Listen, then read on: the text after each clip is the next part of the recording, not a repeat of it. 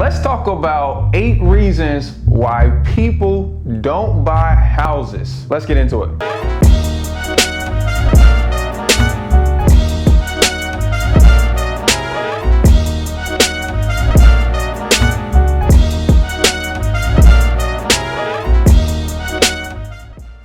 What's up, guys? It's your boy Swan Belcher. This is me taking action on Instagram. I'm a full-time real estate investor here in Greensboro, North Carolina. By the way, if you got a deal, I'm open to buying, okay? Typically, I buy between 4 and 10 houses a month.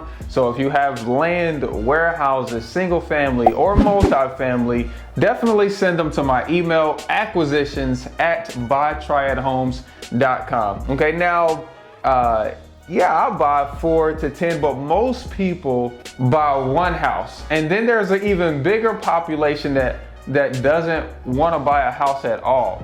And then there's this other kind of category of people who want to buy, but there are things holding them back. Matter of fact, a lot of people don't even know what is holding them back from buying their first or next house. And today I wanted to go over the 8 reasons of why people typically don't buy houses. And the first things first that people said was taxes. Okay, now, some people are like, well, why would taxes stop you? Why would taxes hold you back?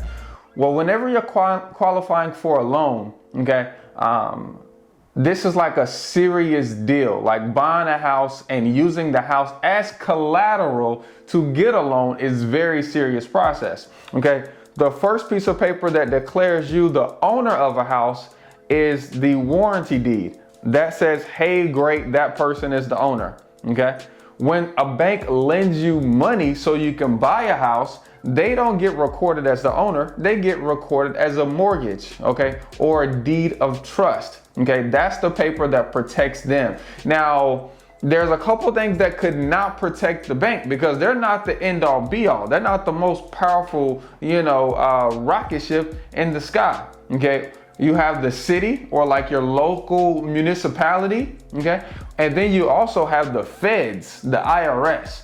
So since the IRS is really the biggest rocket ship, they want to check and make sure that you don't have any outstanding payments due, liens, loans, or judgment due to the IRS. Okay, because they know, the banks know that if you do owe the IRS, then the IRS could essentially take the house from you and them, and then they both can be up shit. Okay, I hope that makes sense. So whenever you're filing your taxes, you need to make sure that you're filing them appropriately. Now, another reason why taxes are so important is because of entrepreneurs like myself and my camera guy Isaiah, right? The benefit of owning a business is that we can pay taxes after our expenses. As a W-2 employee, you don't have a choice. You get your W-2 stub on a Friday, right? The first line says taxes, the next line says insurance, the next line says state taxes, and then you get paid. For entrepreneurs, we don't have to pay taxes until after our expenses. So a lot of the times we'll use the local laws, we'll use federal and state laws to not pay any taxes at all. So let's just say my income is $100,000 for the year, but quote unquote, I have these expenses, okay, like my sandals, that I feature in a video that helps me market. I have these expenses, and technically I can use these expenses to bring my taxable income down. So on my Schedule C on my taxes, it might only show that I made $10,000, or it might even show that I made $0. And so to a bank, they can only lend 6 times the amount. I think it's 5 or 6 times the amount of what you have on your Schedule C. So if every year for the last 4 years, you as an entrepreneur has only claimed $10,000, you're not approved for very much house. So taxes is the #1 holdup that I got when I ran this poll yesterday on Instagram. The next one is the job, okay? The next one is the job. Now, whether you have a job or whether you don't have a job, okay, that's kind of what I got. The job is holding you back from buying a house. Okay, now let's break this down a little bit, okay? Not sometimes. In every situation, a bank is going to require that you have at least 2 years of job history. Okay, 2 years of job history. Okay, most banks will require you to be on the same job for 2 years. Okay, now they do this because they want to make sure that you're in a stable position where you can actually secure the monthly payment, okay, every single month. If you've only been working at your job for 3 months, and then the job before that you was only there 6 months, and the job before that you was only there for 30 days, clearly you're unstable. So they're gonna, hey, no, we don't want to give this guy a loan. Okay, so you need to make sure that you're at your job for 2 years. Okay, another big portion about this is some people have jobs, but they're not necessarily W-2. Okay, there are also some people have jobs, but they're not necessarily getting paid in a particular way. Okay, so on Fridays, when I'm paying my people that work for me, they all get paid direct deposits, okay? And they get a 1099 at the end of the year. So they can show proof of income because they get a direct deposit slip. They get like a little confirmation that shows that. Some people might not get any kind of confirmation. Some people might not get a consistent way of getting paid. A bank is not gonna allow you to have all of these different methods. Okay, they're not going to allow all of these different methods. They see that as being unstable, as in you're wishy-washy. You don't have one way to guarantee your monthly income. So your job is a problem. The next one, which I thought was going to be the biggest one, is credit.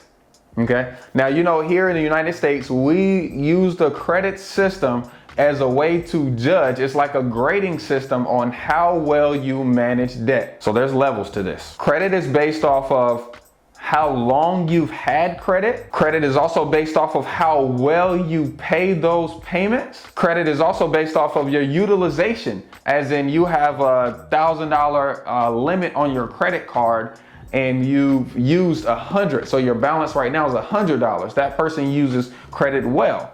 So you get a score based off of these different criteria. Credit.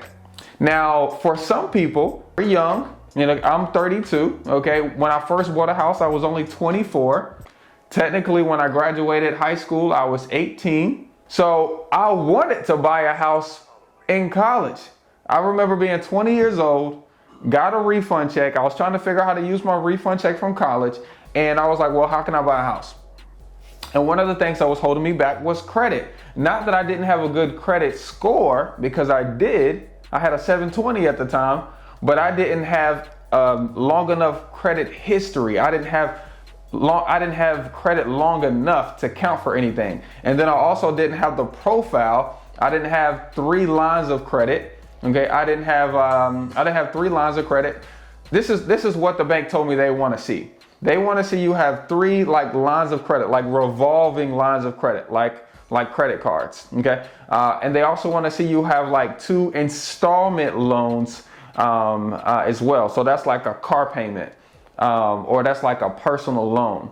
And then they also like for you to actually pay your student loans. A lot of people, when we go through college, easiest loan to get, amen. We're gonna take out as much as we can. We're gonna spend it on Jordans, da da da da da da da da. You know what I'm talking about. We graduate from college or don't graduate from college.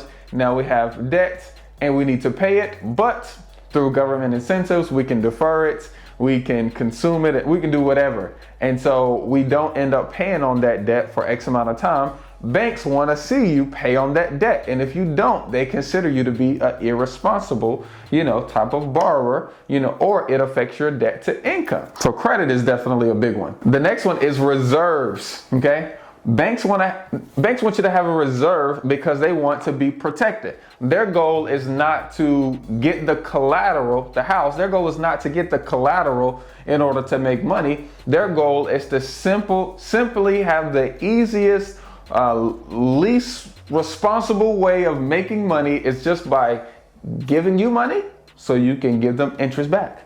That's what they want. They don't want any toilets. They don't want any tenants. They don't want property taxes. They don't want insurance. They don't want maintenance. They don't want repairs. They don't want any of that.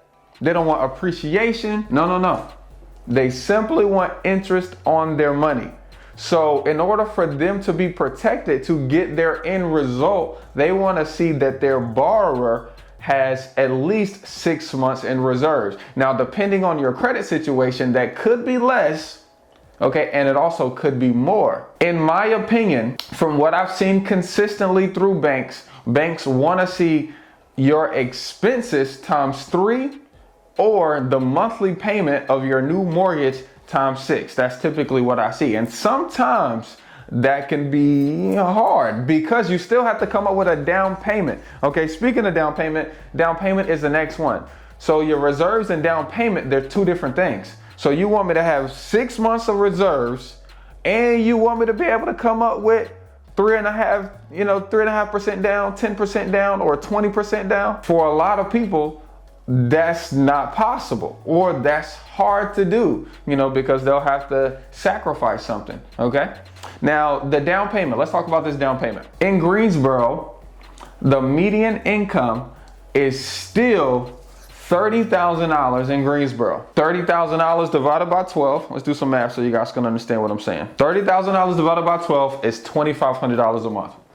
Now, 3 years ago, the median house price was $135,000. The median house price in Greensboro was $135,000. So at that time, you get an FHA loan at 3.5% down. You're gonna put $4,700 down on that $135,000 house. In today's, after COVID, okay, 2020 home prices, the median home price right now is $199,000. Say 199. So now they got to put down $7,000. Okay. Now the difference in payment, the difference in payments between 135 is typically about $850 and 199, which is really 200,000, is about $1,100. The difference in payment is about $250.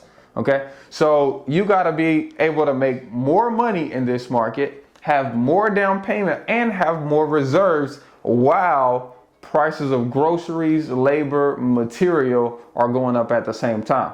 These are the problems that you guys told me on Instagram that is holding you back from buying your first or your next property. And typically these things, these hurdles that we're having to cross, the bank wants to see us have in order for them to give us a loan so we can buy our first or next house. The next thing that came up commonly, was interest rates.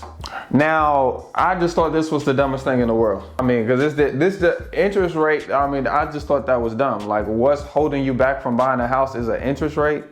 I mean, seriously, does it really matter? Okay, if somebody's gonna give you their hard-earned money, let's call it 90%, let's call it 80%. If they're gonna give you 90% loan to value of a house, then I'm confused. You don't want them to get any kind of benefit from lending you that money? Interest rate, in my opinion, should be the least of your worries. Yes, are interest rates higher than they were 6 months ago? For sure. But that gives you the opportunity to own a house. So get the 6% interest rate, get the 7% interest rate. I'm just saying, this is my perspective. Get it right now. When rates go back down, see if it's more beneficial to refinance. Okay, that's just what it is. We can't control how much the interest rate is. We kind of can. We can have good reserves, and we can have good credit. Of course, that'll give us a better interest rate. Or we can buy down the upfront points, and we can get a better interest rate that way. But other than that, it's really only so much we can do. Don't let interest rates slow you down just because they're back to normal. Okay, because 2.5%, 3%, that was an all-time historical low. Okay, that means that's the 1% chance. So now that they're back to normal, 4.25%, 5%, 6% for investors 7 and up, that's the normal. Don't let that slow you down. Okay. Now the next thing that came up was relationships. Okay, the next thing was relationships. People was like, well, don't I have to go get an appraisal? Don't I have to go get an inspection? Don't I have to have a realtor? And even though these people are easy to find, people have a hard time trusting other people to do their jobs well. And if it's your first time, you don't really know what's going on. So people said they wanted to be able to find the right relationships to help them through that process. And then they were like, well, after I know who to find, how do I know I can trust them? And people were just going on and on about this. I just thought it was crazy. And then the last thing people brought up that was holding them back from buying a house was fear. Fear of failing, fear of not knowing the process, fear of the relationships, fear of actually buying a house that you want and then the bank taking it back from you. Fear of buying a house and for whatever reason your job firing you. So now you have a financial heartache. Fear of whatever, fear of something going on in the house maintenance wise, and then you have to take care of it. They said fear. And all of these things, in my opinion, are definitely real concerns that should be addressed when you're looking at buying your first or next property for sure. Now, the only thing that can kill any of these are learning, okay, is learning. So using videos like this, using, channels like this to learn how to buy property properly, okay? What to look for when you're analyzing deals, what to look for when you're looking at inspecting a house, and then also how do you qualify people to help you do the process, and then what a good deal actually look like. Now, we actually do that right here on our YouTube channel, so I'm gonna go ahead and invite you to subscribe and then like the video. So peace. Remember, you don't need all three to do a deal. Time, money, and knowledge. You just need two to do you. Peace.